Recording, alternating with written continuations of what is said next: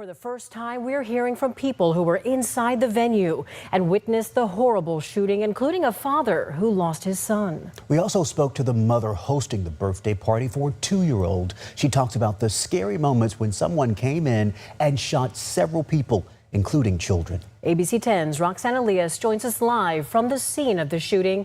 Roxanne, this must be so traumatic for them. What did the family share with you tonight?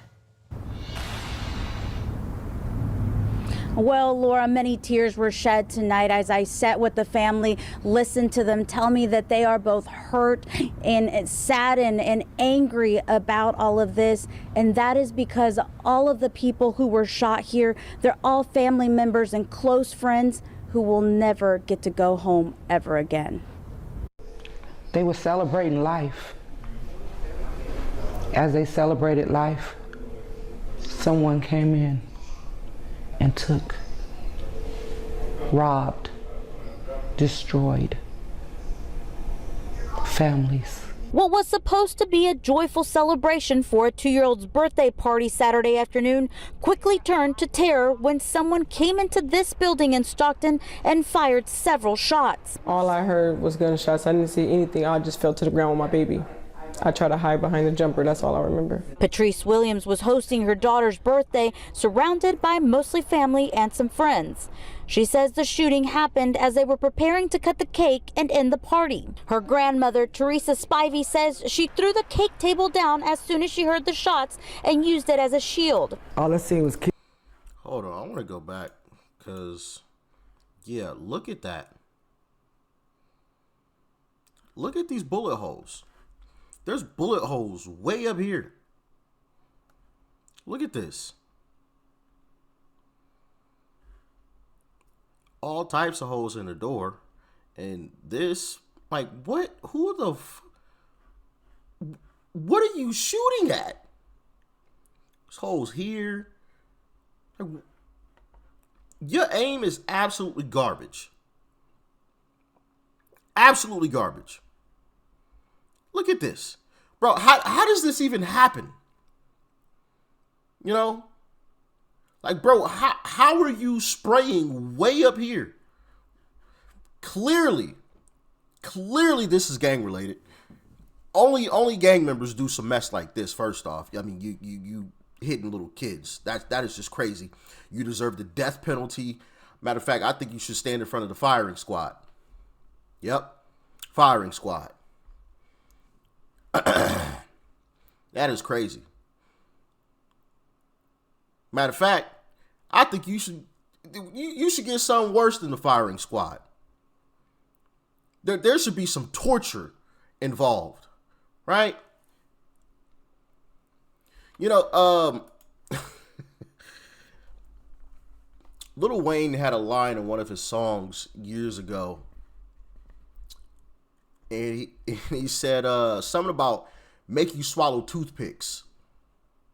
Yeah, you know, I think people that do this type of stuff to kids just senselessly because you got some type of beef going on with somebody. I don't care, doesn't matter what you got going on, but you did this to kids. Kids who ain't got nothing to do with anything, ain't hurt a single soul in their life. You should have to do things like swallow toothpicks before you get the death penalty. Like, pull off your fingernails. I don't know, something crazy. You deserve to feel some type of pain, not just get to just go out. No.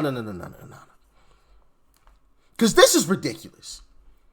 This is absolutely ridiculous, and I'm sick of seeing stories like this because there was another story similar to this, was it last month?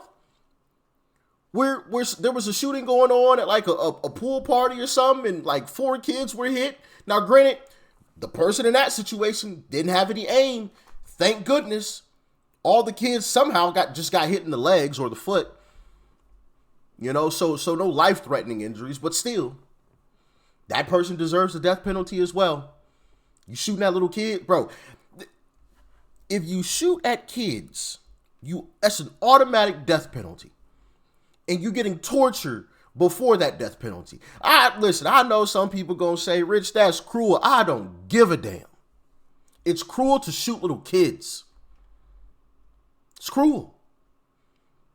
Same thing with these folks that try to run up in these schools and do all this foolishness. Yeah, you're going to get the death penalty too, and you're getting tortured. You're getting tortured before. I want you to feel some pain before you go out. You don't get to just stand in front of the firing squad, bah, bah, bah, bah, bah, or get the electric chair or the injection and you just get to drift off. Nah. No. You gonna be wide awake while some crazy stuff is happening. I don't think I'm gonna come off of that opinion either. Nope. You deserve, anybody who does this to kids deserves every bit of it. Every bit of it. Let's keep going though. Table down as soon as she heard the shots and used it as a shield. All I seen was kids dropping. Somebody fell on the side of me and they was hit. I looked up and I see my granddaughter. I ran and got her, and I just started throwing kids in the back room, putting them up under the table. And I just seen the other kids just dropping to the ground, bleeding. Spivey's sister, Bernice Bass, arrived at the horrific scene shortly after. She said she could see people carrying out children and people laying on the ground. The family shared this video from inside the building, taken when the family visited the scene the following day. And the ones that lost their children, I am so sorry. I have 8 of my own. And when I woke up this morning knowing it was Monday morning, you had to get up and get your babies dressed for school. It's 4 parents, sets of parents out there.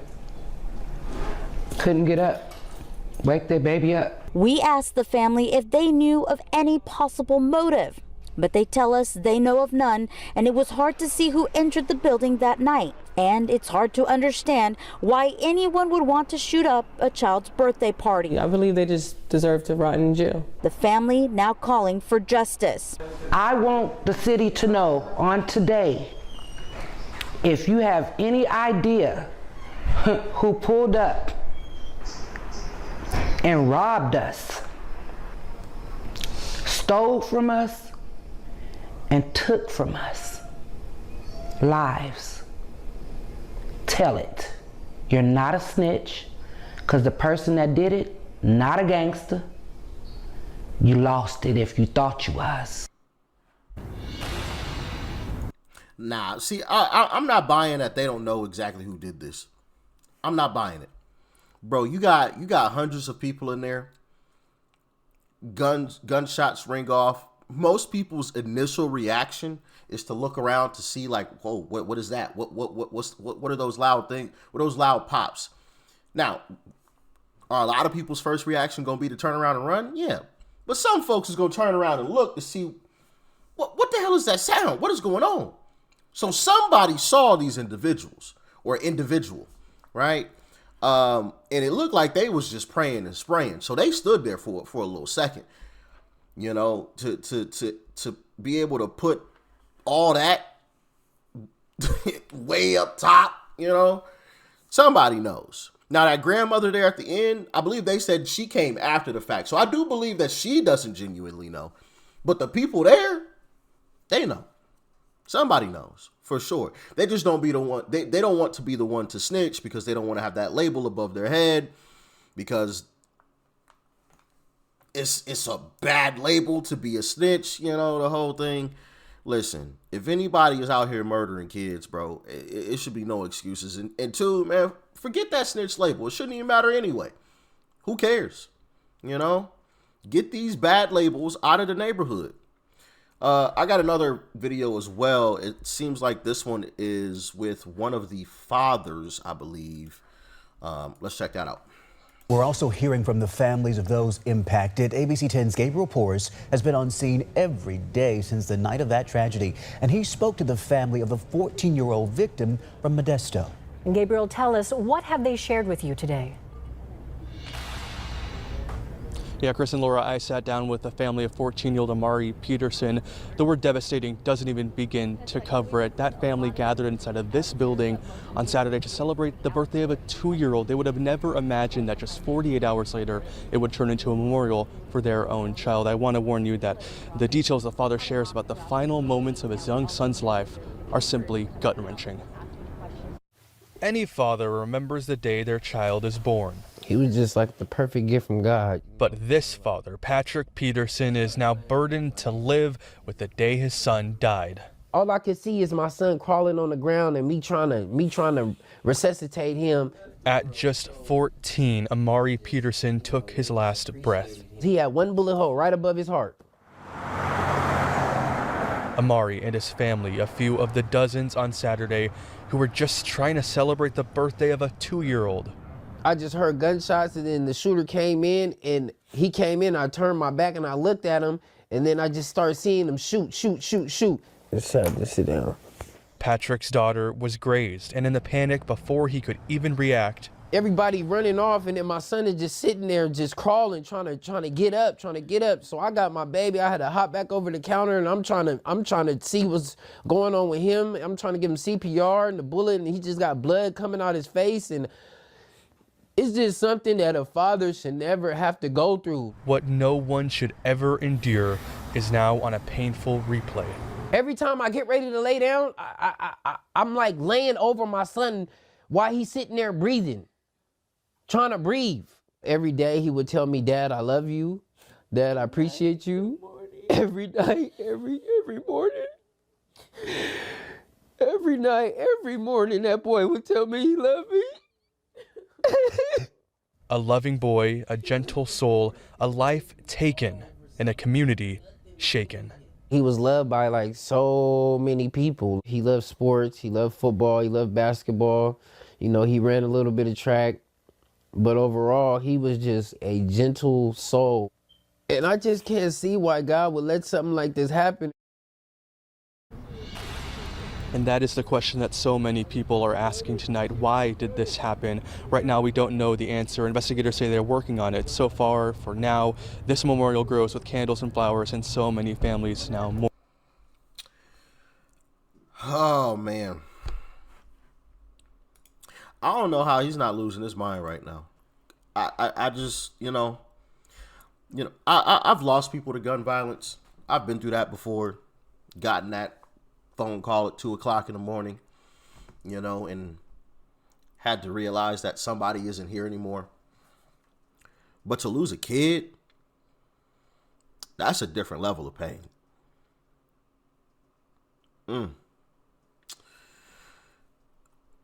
A city would burn. An entire city would burn. That's just setting everything ablaze. Everything.